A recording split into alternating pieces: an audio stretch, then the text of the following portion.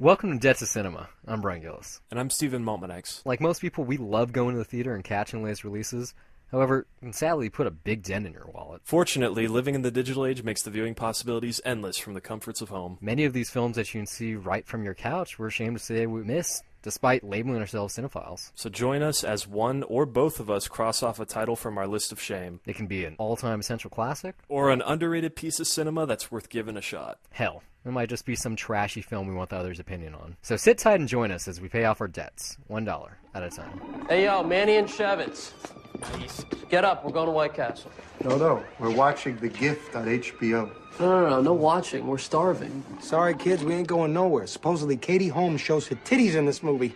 Is that all you Jews ever think about? Tits? Katie Holmes is a nice, respectable, wholesome girl. And I'm gonna see her boobs. The things I would eat out of her ass. You have no idea. That is a completely vulgar statement. So is I want to bang Britney Spears on the bathroom floor. But it's true. Touche. Oh, tits! Tits! Boobies! Holy shit! Whoa! Those aren't real. Yes, they are. Yeah, so basically the only reason I want to watch this movie was Harold and Kumar Go to White Castle. Seen it, I don't know how many times. Let's just say 13, ballpark there. And I also love Dawson's Creek, and I've always kind of liked Katie Holmes. Holy shit, you're the Dawson! James Vanderbeek. And what's up with Pacey stealing Joey away from you? If I was you, I would have drowned his ass in the creek and shit. You actually watched that show? Yeah, for Joey, man, she is too fine. And up until this point, I thought Batman Begins at the end, where she's all hard, was the best I was ever going to get. And then I saw this movie. And in a flatly, and she's not flat, by the way, in just a tit standpoint, this movie is a must-watch. It was topical. It was erotic. I gave it a 9.5. I still got wood. Still, I gave it a 10. A 10. A fucking 10. Definitely buy those tits for $1. The disappointment is that you have to sit through an hour and 23 minutes of a bad movie to see them. That's not. I don't think it's that bad. It's not horrible, I mean, but it's okay. It's very much an okay movie. You know, like how's the acting? Kate Blanchett is good. Okay, but, well, I mean, yeah, it's compared okay. compared to Sam Raimi's other stuff. It's Yeah, pretty like bad. even at Sam Raimi standards, it's I don't know. It's just okay. It is weird though. Like it is very interesting. The level of talent that's involved in this. Like and I the knew way it turned out. It's like, yeah, Hilary Swank, Keanu Reeves, Kate Blanchett, Giovanni Ribisi. Yeah, like I knew nothing Greg about this Kinnear. going in, so the opening credits was just a constant. Oh shit! Oh shit! Oh shit! Oh, wow. Yeah. Oh, wow. And Yeah, then, it's of course, you got Rosemary Harris and Yeah. J.K. Simmons, Which- 2 years right before Spider-Man. Yes, I mean there's some good connections there. I forget. Rosemary Harris. That was just hilarious. That was weird. It was, here's some persimmons for your kids. I know they like them. yeah. I don't. Oh yeah. I also did fall asleep. here's the biggest one though in the credits that really got me. Written by Billy Bob Thornton. About his mom's. Yeah, like, it's experience. which and it's not a bad script. Just By the numbers. it's just okay. Yeah. I think the problem. I fell asleep. I thought I was gonna fall asleep during the movie. I fell asleep like right after. Yeah, I like knew you forced were. myself. Like I said, the I was like, tits are gonna keep me awake. I was hoping for a glimpse, and you do get one. You get like a sneak peek about like 20 minutes in. And I was like, yeah. And then I was like, no, man. Like if I was, what was their name? If I was not Rosencrantz and Guildenstern, but what are their names? Harold and Kumar. If I was them, I would have been pissed that I waited that long. It's like I kind of was personally. But yeah, it's just like this movie does a lot of things. It's trying to be a murder mystery. It has the court drama stuff happening. Obviously, it's supernatural. It's kind of horror. Like, it does have a good amount of jump scares. By the way, there's one like 5 seconds into the movie that pissed me off. Well, I right just before the title Turn came it up. on. Yeah, before the title, before anything happens, it's just like some atmospheric floaty cam. And That got my attention. I mean, it did. I, yeah, it got my kid. Yeah, but I was pissed that it happened. Especially I in the wasn't. rest of the movie. I kind of laughed it off because that felt like a Sam Raimi Evil Dead touch to me in the moment. Like I thought, okay, that sets the tone perfectly. It's making me laugh in that way. But then no, of course it wasn't that. But yeah, I mean, I didn't feel it was upsetting. Well, you know I'm a pussy when it comes to movies. Well, yeah, I no, mean, I- I laughed it I- off too, but I was like, you motherfucker! I can't believe you did that. I think that's what I missed most about this movie. It doesn't have his comedic touch. Like, there's no comedy. Well, no, here. it does It's in the very- beginning, though. I mean, like right away with the kid asking, "Mom, what does fucking mean?" But I mean, Like, yeah, it's all there in the beginning, and then all of a sudden it's not. There's other stuff happening, but it's not bad. It's just. I mean, the acting's kind of bad. Giovanni Ribisi is really bad. I felt that was movie. weird. Especially in just the entire point of his character. I mean, it's He's a necessary. typical. Yeah, I don't know how many times I've seen a character like this. You can see a bunch of them in Spotlight. What? Yeah. Oh, no, yeah, I get it. Yeah. Yeah. Okay. Pedophile joke, I get you. Well, yeah. I mean, that's well. I would have. You haven't seen Sling Blade, right? No. See, that's also about. Well, it stars Billy Bob Thornton. He directed it. He wrote it, and I could definitely see similarities here with writing styles, if for no other reason than the accent. And by the way, who was the dialect coach on this? Because it was all over the place, especially towards the beginning. I'm not sure. But it seemed like a similar, like whatever rural area he was going for, it seemed like they could have been parallel stories. Like Sling Blade could have took place in this world. Maybe it did. Maybe that also was part of his childhood. I don't know. Maybe he found the tater. I mean, let's not only forget there's 2 writers on this, and I don't have the other writer's name on hand, but it's not solely Billy Bob, so we don't know how much input or how much is getting through of the other writer here. That's true, but given that it's about his assumed psychic powers of his mother, I think he might have had a heavier hand in the writing process. Yeah, I mean, that is the best thing that you can say about it. I'm sure that there is a personal angle that's coming through there, and Kate Blanchett also elevates that because really, I think she's good. Yeah, I think one reason to see this movie, though, if it's not necessarily necessary, but we don't get movies about sidekicks very often. Usually they're always that character that comes up right before the third act for some big important realization. Now here it's different. Or like Poltergeist. Yeah, and that was it was. It's nice usually the refreshing, yeah. supernatural aid or something, and I mean she also is in this film, except the difference is she's got her own baggage too. Exactly. Yeah. Like I mean that moment with Giovanni Ribisi, it's like, well, you can't be everywhere to help everyone at the same time. Come on, buddy. Yeah. Yeah. Okay, buddy. She called him buddy like 7 times in one scene. Like I wasn't mad that I watched this because it's like the final film of Sam Raimi that I had yet to see.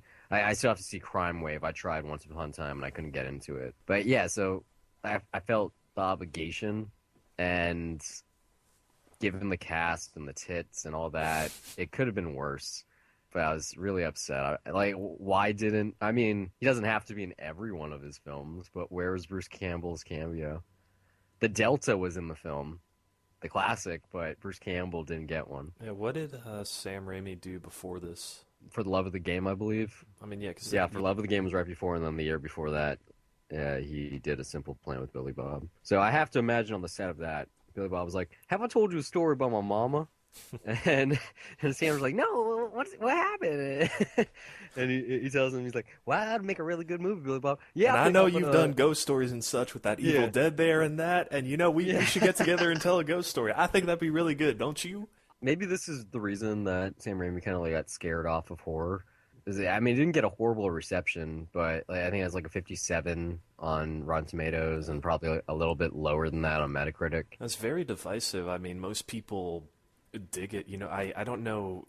Given that this is 2000, I feel like I've seen that, Southern Gothic atmosphere from stuff after that. So maybe in some ways this like Conjuring and Exorcism of Emily Rose, all that kind of stuff. It's not really something that you get out of the 90s. Maybe the 80s and the 70s, especially like Friday the 13th. There's that kind of vibe. It's not necessarily Southern, but out in the wilderness and the boonies type area. Yeah. Though this has nothing to do with the movie. I might just think I'm coming up with a funny thought, but honestly, watching this, In my mind, and maybe this is because I was so bored, but I liked just thinking that this was a shared universe with Knock Knock, and that this was a prequel for Keanu's character, and then when he gets on the witness stand is completely honest about everything that's going on. In his mind, he's probably like, yeah, I should stop that now. I'm going to be a good guy. And now that That's makes so fun. Yeah, when you now that when you makes think about Knock it, that's Knock so weird. yeah, now that makes Knock Knock just much more fun for me because he's thinking he's redeemed himself, and then these girls come along. He's like, nope, you're still a piece of shit, and we're gonna prove it. I don't know. That's just I like making connections like that for no How's reason. it If that I they can. write this really shitty character who's a wife beater, pulls guns on kids, does all kinds of shit, and then yet he gets called into a court, and it can't be his first time on the stand given his background. Not as a called into character. court. He's arrested, and the trial's Well, about him. he's arrested, and being prosecuted, and yet he's like, well, I am on the stand, so I'll tell the truth. I beat my wife. That's so unbuyable. Why would he do that? No, I could buy it a little bit because he does. I don't know if it's the exact line, but he does say some along those lines of, "Look, here, everybody knows it, so there's no real reason for him to lie about it if he wants to have any credibility whatsoever." I guess. Yeah, so it's just I now it's mean, on record. Although given where they are, who knows how much the law matters there. It's funny, you were Small talking town. about comparisons. I don't know if you remember, but a couple of weeks ago, I said I watched that Death of a Cat film that Sam Raimi produced a couple years ago. Also a whodunit, but that one actually feels like something that he would make because it's funny, or not funny, but like dark comedy, and there's some like laughs we had. But the reason is that Greg Kinnear is also the perp.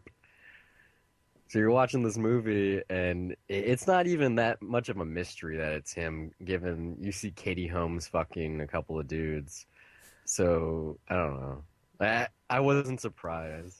Yeah, can we? I don't know. I think the payoff is pretty stupid. The way that ghosts play out in this movie, where it's like they just show up and help out Kate Blanchett for no reason. Well, just because. she's a psychic, though, so she has that connection. Yeah, I But don't. like a ghost literally crossing over to like Yeah, the physical realm. The and logic of helping that out. ending, I don't know.